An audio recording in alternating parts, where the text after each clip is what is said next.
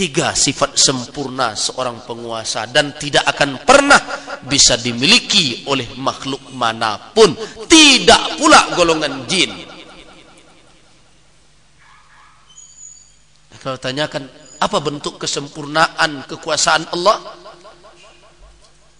Biyadihil muluk. Sifat pertama, dia menguasai kekuasaan itu. Yang kedua, wa huwa ala kulli syai'in qadir. Dia mampu melakukan apa saja keinginannya terhadap sesuatu yang dia kuasai. Alam semesta, apa saja yang dia inginkan tidak akan bisa menolak. Gunung pun tidak bisa menolak.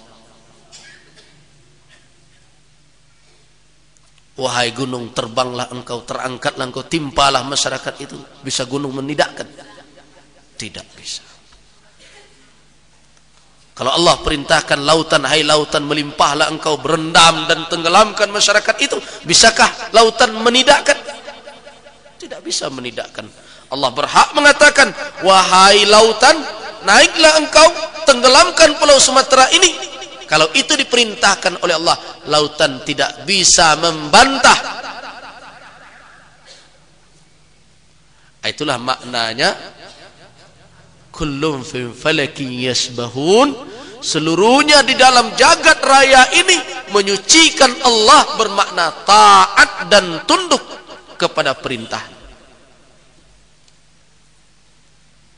Kemudian yang ketiga, dia menguasai zahir dan batin. Nah, kapan manusia bisa penguasa seperti itu? Kapan dia akan bisa jadi penguasa seperti itu? Tidak akan mungkin. Mustahil. Tidak akan ada manusia yang menguasai kekuasaan.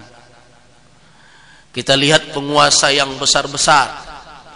Mulai dahulu yang kita kenal Namruz, aduwullah. Dia kuasai kerajaan Babilonia, Mesopotamia. Merupakan kerajaan yang termasyhur, tersebut di dalam catatan berbagai sejarawan, meninggalkan peninggalan yang sebagiannya terkubur. Dia hanya dikalahkan oleh seekor lalat.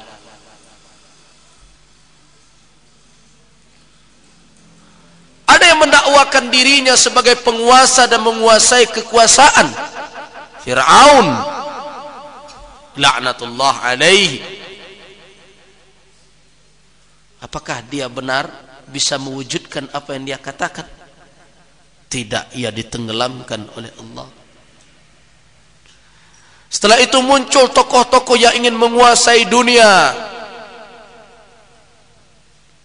Kita lihat Hitler,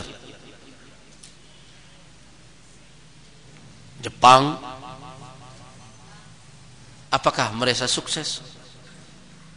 Nah, karena itu saya yakin masiru Amerika, masa depan Amerika akan sama nanti dengan itu.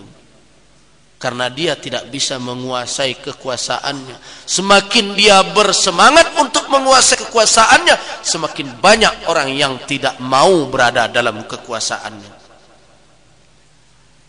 Dahulu tidak banyak yang berani semenjak Uni Soviet runtuh. Sekarang orang mulai bagak surang-surang. Korea Utara tidak mau tunduk. Iran tidak ada kami do kecil. Nah, taruhlah dia bisa menguasai bangsa itu, bisakah ia kuasai hati rakyat tersebut? Boleh jadi ada orang mengatakan Indonesia salah satu yang ditundukkan oleh Amerika. Barangkali, tapi hati rakyat ini, orang mungkin tidak berani mencaci maki Amerika terang-terangan, tapi hatinya mengutuk. Nah, karena itu tidak ada penguasa di dunia ini sebagaimana disifatkan kepada Allah. Dia menguasai kekuasaan. Apa maknanya? Kekuasaannya tidak akan pernah lepas, karena tidak ada orang yang bisa merampas itu darinya. Abadi berada dalam genggamannya. Yang kedua, Dia maha mampu untuk melakukan apa saja yang dia inginkan atas kekuasaannya itu. Yang ketiga, dia menguasai zahir dan menguasai batinnya. Nah, kalau itu tidak mungkin dimiliki oleh satu makhluk pun, pantas kita mengatakan tabarakallah, maha suci Allah, yang tidak ada tandingannya dimanapun. Bapak dan ibu-ibu jamaah rahimakumullah, berarti ayat-ayat surat Al-Mulk ini diawali dengan pelajaran akidah.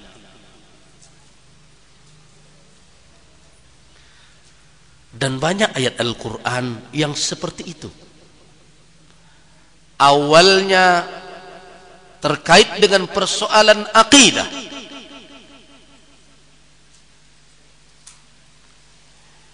Kita urut mulai dari Al-Fatihah. Bismillahirrahmanirrahim. Aqidah, Rahman, Rahim. Kita urut terus surah Al-Baqarah. Al-Baqarah, Alif Lam Mim, Dzalikal Kitab. Aqidah. Surah Al-Mulk, aqidah. Ayat-ayat pendek juz amma yang telah kita tafsirkan diawali dengan ayat-ayat yang terkait dengan akidah. Dengan akidah. Qul a'udzu birabbin nas. Birabbin nas. Aqidah. Birabbil falaq. Aqidah. Mulai dari awal juz amma. Amma yatasaalun 'anil naba'il 'azim. Aqidah. Nah, apa yang bisa kita lihat? Bahwa setiap surat itu cenderung lebih banyak membicarakan akidah. Berarti akidah ini adalah wadah untuk orang bisa tunduk kepada syariah. Orang yang lemah akidah tidak akan tunduk dengan syariah. Nah, kalau ada yang kurang tunduk dengan aturan Allah, berartilah tahu masalahnya tuh di ma konsletnya, di akidahnya. Ada orang yang diajak untuk melakukan yang benar, meninggalkan yang salah, ndak namanya Ustaz. Ah, konsletnya tahu masalahnya, akidah.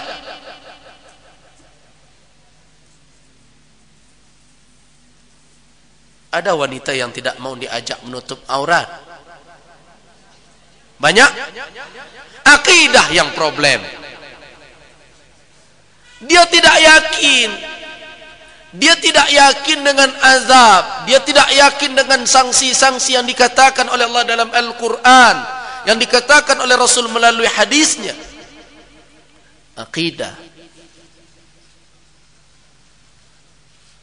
Karena akidah itu yang menjadi wadah tegaknya syariat. Muamalah, ibadah, termasuk akhlak. Kenapa orang terlalu sulit meninggalkan gunjing? Akidah. Karena tidak begitu yakin bahwa bergunjing itu merugikan kita kelak di hari akhir.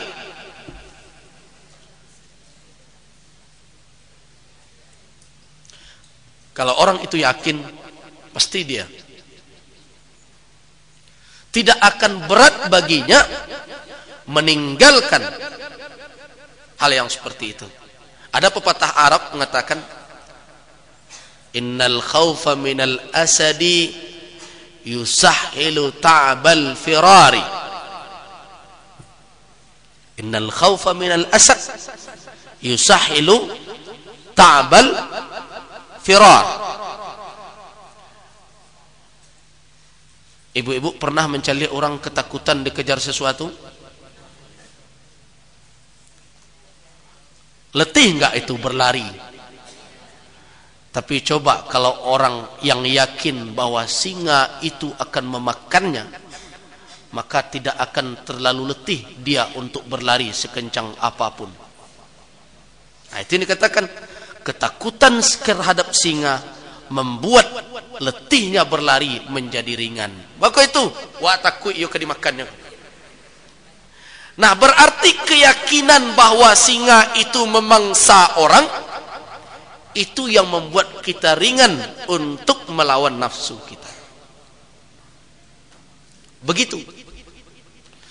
Tapi kalau ada orang kita suruh lari dari singa, tapi keyakinannya singa itu akan bergelut dan bermain dengannya,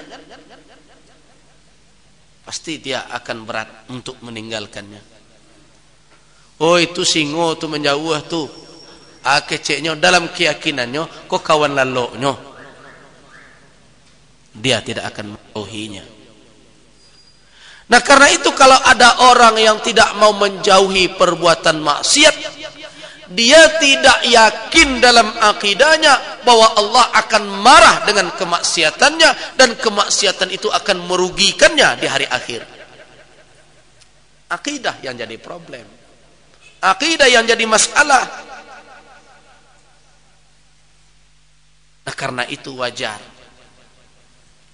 sangat pas sekali di setiap awal surat seperti surat Al-Mulk ini Allah berikan landasan tauhid, landasan akidah. Setelah itu Allah berikan tuntunan berikutnya sehingga orang itu merasa siap. Bapak dan ibu-ibu jamaah rahimakumullah, kita lanjutkan membicarakan surat Al-Mulk.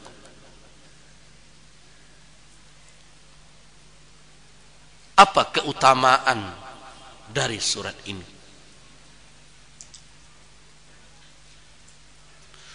Imam Ahmad dan Imam Abu Daud, begitu juga Imam Turmuzi, Imam Nasai, Ibnu Majah, Ibnu Daris, Imam Hakim. Malah Imam Hakim menganggap bahwa riwayat ini adalah sahih. Juga Ibnu Mardawai, Imam Baihaqi di dalam kitab Syu'abul Iman dari Abu Hurairah meriwayatkan bahwa Rasulullah sallallahu alaihi wasallam pernah bersabda. Apa kata Rasul? Inna suratan min kitabillahi ma hiya illa 30 ayah syafa'at li rajulin hatta ghafara lahu tabarakalladzi biyadihil mulk.